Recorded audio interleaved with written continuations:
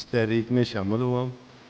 ये अज़मत कियानी साहब का बहुत शुक्रिया, छोटे भाई भी हैं, सरदार साहब हैं, समझौता साहब, मलिक साहब और शेर अकबर साहब, इफ्तिखार भट्टी साहब और अपने रज़ा कुरैशी साहब, और इंशाअल्लाह इनके साथ मिल के चलेंगे भरपूर तरीके से।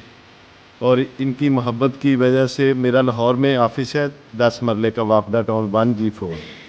वो मुस्लिम लीग का बड़ा मशहूर दफ्तर है वापडा टाउन के अंदर, इंटर होते ही मेन पे। वो मैं इंशाल्लाह अपने नंबरदार न्यूज़ के लिए और नंबरदार मतलब विरासती हकूक़ के लिए इंशाल्लाह उसका इफ्तिताह राजा अज़मत कियानी साहब और सरदार साहब से इंशाल्लाह करवाएंगे। और उकाड़ा में भी सेक्रेटरीट वो इंशाल्लाह पंजाब पूरे के नंबरदारों का सेक्रेटरीट होगा। कोई आए उधर रहायश करे रहे नहीं, वो नहीं सर मशहूर है, तुसी गल नहीं समझिया सर।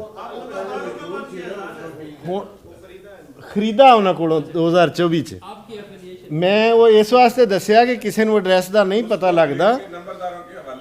हाँ हाँ इंशाल्लाह सर, मेरा अपना नहीं, किसी पार्टी ना तलक नहीं सियासी। मेरे दसन का मकसद सिर्फ ये सी कि अगर किसी दोस्त नूं उहदे एड्रैस का नहीं पता लगता तो वह बड़ा एक आसान आ कि वह पहले 10-12 साल हाँ वो बीबी वडेरी जी मरीयम साहब के नाल हुंदी आ ते मियाँ इमरान जुएद उन्होंने 2 मां पुत्रां को खरीदिया तो इंशाल्लाह वो नंबरदारां दा सैकटरीएट होएगा इंशाल्लाह। हाँ नंबरदारां दा और नंबरदार न्यूज़ का इंशाल्लाह। वो काड़े भी सैकटरीएट होगा तुहाडा ते लाहौर भी होएगा। कोई भरा उत्थे आवे, उत्थे बेडरूम भी 2 ने, ऑफिस भी, और एडा हाल आ माशाल्लाह 10 मरले का और 10-20 गड्डियां दी पार्किंग आ।